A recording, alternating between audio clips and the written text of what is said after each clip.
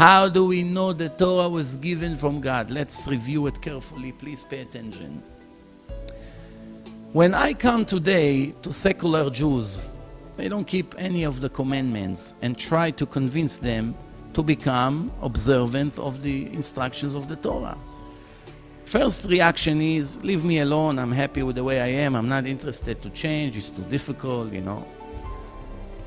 What would be the chance that I will speak to millions of people and overnight all of them will become religious? I bring them a book, I say God sent me, I'm the prophet, every one of you has to listen to me, here is the book, here is your copy.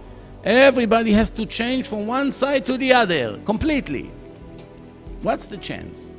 Close to zero. Millions of people would agree right away. It's almost impossible.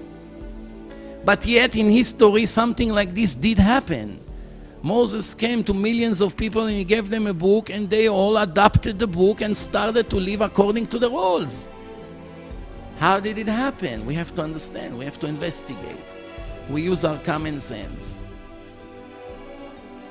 If we review the 613 laws, we find, first of all, that some of them are difficult to keep. It's not so easy. And we also find that approximately 80% of them, not only we cannot understand in a human logic, it's actually some of them are against human logic. For instance, the entire concept of the sacrifices. A person make a sin, the animal supposedly paying the price. People cannot understand. Where is this? It's not fair. One commandment in the Torah, if you see a bird in a nest, get rid of the mother, send her away and take the eggs or the chicks and put them somewhere, and thanks to that you should have long life. Doesn't make sense. Nobody, first of all, it looks like cruelty, and second, what's the connection between this to long life? Nobody understands. Make sure once a year you clean your house from breadcrumbs and every chametz, everything that made from the 5 kinds of grains should not be in your house for the days of Passover. Nobody understands the logic. Many other examples. Some of the commandments are very logical. You should not kill, you should not steal, respect your father and mother. Everybody understands that. But for that you didn't really need Torah, it's common sense. I am talking about the major part of the Torah, where most of it cannot be understood. And some of it, it's against our thinking.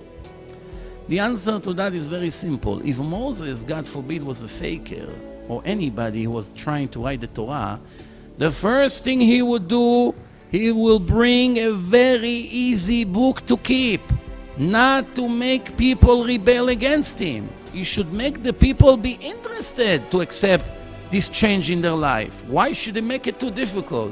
Give 5 or 6 commandments, make sure they understand that you're the leader and you're the boss here. They give you some charity, donations, whatever, and finish. Why you make such a hard thing? You're actually defeating your own purpose, if you're a faker. Second thing is, you brought some of the commandments that risk your life. I'll give an example, 1 or 2. When Moses gave them the book, this is the only book in history that the book that was given to the public supposedly by God, right? Everybody claimed that God gave them a book after. But here we have millions of witnesses that receiving a book from Moses. When they open up the book and they read, who are they reading about? About themselves. No other book, no other religious book later address the people who are receiving it as part of the book. The Jews are the integral part of the book. Most parts of the Torah describing what happened to them in Egypt, in the Exodus of Egypt, and even describing how they accept the Torah.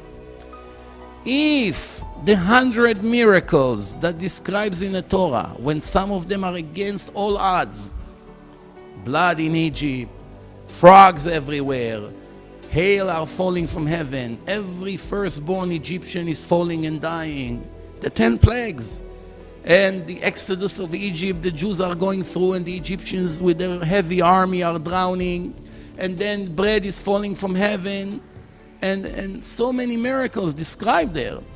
When the Jews receive the Torah, all they have to do is to find one human error in a book. Who knows better than them what really happened in reality? Since the book describing what happened to the Jews themselves, and they are the one who reviewing it now, the first thing they had to do is raise their hand. Excuse me, Moses, what is this dream? You brought us this book, you claim that God gave it to you, very fine. But when we review it, there are things that never happened to us. It says that we were in Egypt. I don't remember we were in Egypt. It says that God split the ocean for us and we went through. I don't remember such a thing. It says that I'm receiving bread from heaven every day. I don't receive it. But the most important, critical thing here, that inside the Torah it described that God is speaking to Moses himself. And all the nation of Israel is listening to this dialogue. If Moses was pretending that somebody is whispering in his ear and he pretends that he's answering back, you're right. Maybe it's all a show. But here, inside the text, it says that all of you that I'm giving you today the book, all of you heard me, Moses, speaking to God. Yes or no? No other way. If you heard me, I cannot fake such a thing. I cannot fake conversation with God. God is speaking to me from heaven. So that means all of you heard. No questions asked. You don't need proofs anymore. God nominated me to be the leader. If one of you did not hear me, then he would scream to everyone, I'm sorry, I never heard. And that's the first mistake in the Torah. Judaism will never start. Nobody will agree, especially when they were trying to do everything to avoid. Nobody wants now hard work and to change his life completely. Yet, it becomes even more sophisticated.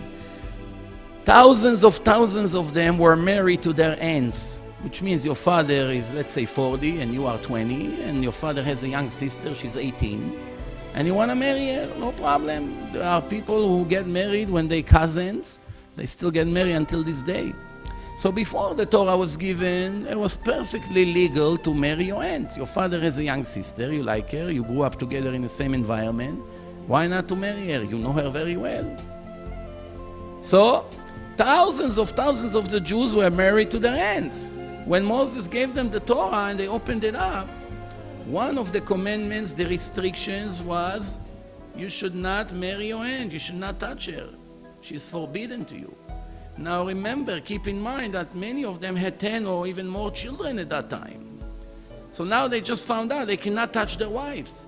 This is a real tragedy for them. People like this, that just found out that basically their personal life is over, they would cooperate with Moses, or they'll do everything they can to destroy him before he will destroy them, supposedly.